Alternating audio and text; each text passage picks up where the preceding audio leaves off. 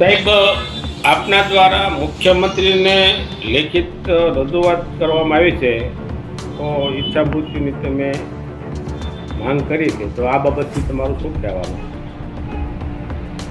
મારું નામ વિરમ દેવેન્દ્રભાઈ પંડ્યા છે.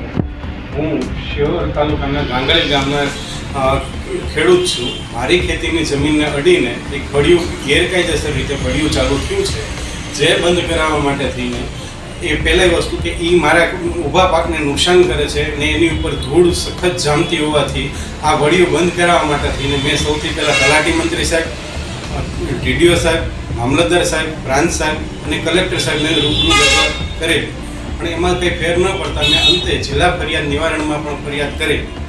આને કારણે એ લોકોએ પછી ગુજરાત પોલ્યુશન કંટ્રોલ બોર્ડને જાણ કરતાં ગુજરાત પોલ્યુશન કંટ્રોલ બોર્ડે આ એકમ બંધ કરવા માટેથી નોટિસ આપેલ. એ લોકોએ 3 વખત ઈમેલ કરીને બંધ કરવા માટે નોટિસ આપેલ અને એનું લાઇટ કનેક્શન કાપવા પણ માહિતી જે તે વિભાગને આપેલ.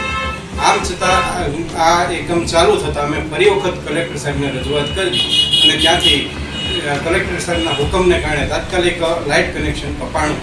પણ કોને ખબર, કોઈ પણ અકારણોસર, ખબર નથી મને શું કારણોસર, પણ એ લાઇટ કનેક્શન કપાણું એને થોડી જ મિનિટોમાં કદાચ પાછું જોડાઈ ગયું. કઈ રીતે જોડાવાનું એ ખબર નથી, પણ એ એકમ આજની તારીખે પણ ચાલુ છે અને આજની તારીખે બેફામ કચરો અને જે ધૂળ ને રજકણો બેફામ કાઢે જ છે. એટલે મને કાંઈ ખબર પડતી નથી હવે મારે શું કરવું.